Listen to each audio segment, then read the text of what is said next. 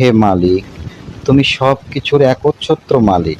তুমি এমন এক রাজা, যার রাজত্বে সূর্য ওঠে, আকাশে মেঘ নামে, পাতা ঝরে, হৃদয় কাঁদে তোমারই হুকুমে। হে মালিক, তুমি তো সেই রাজা, যার দরবারের দরজা বন্ধ হয় না কখনো। আমরা গরিব, অসহায়, দুর্বল বান্দা। তুমি আমাদের জীবনের সব হাল ধরো। আমাদের অন্তরকে বানিয়ে দাও সিজদা করা মসজিদ, চোখকে বানাও অশ্রুপূর্ণ কিবলা। তুমি এমন পবিত্র, যার সত্তার নেই কোনো দাগ, নেই কোনো ত্রুটি। তোমার কাছে আসা মানে আলোর দিকে ফিরে যাওয়া।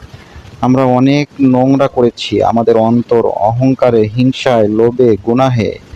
হে কুদ্দুস, আমাদের দাও সেই পবিত্রতা, যা দেয় শুদ্ধ হৃদয়, নির্মল চোখ, সৎ জিহ্বা।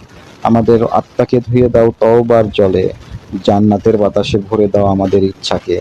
তুমি আমাদের করো এমন মানুষ, যারা তোমার আলোয় নিজেকে দেখতে শেখে। তুমি সেই শান্তির উৎস, যার নামে হৃদয় শান্ত হয়, অস্থিরতা থেমে যায়, ভয় পালায়। হে সালাম, তুমি দুনিয়ার শত ঝড়-ঝাপটার মধ্যে শুধু তুমিই হলে নিরাপত্তার আশ্রয়। আমাদের জীবনের এলোমেলো পথগুলো তুমি করো প্রশান্তির সরল পথ। ভয়, দুশ্চিন্তা, যুদ্ধ, বিভেদ সব থেকে আমাদের রক্ষা করো। তুমি আমাদের ঘরে শান্তি দাও, অন্তরে ধৈর্য দাও, সমাজে দাও সহানুভূতির বাতাস।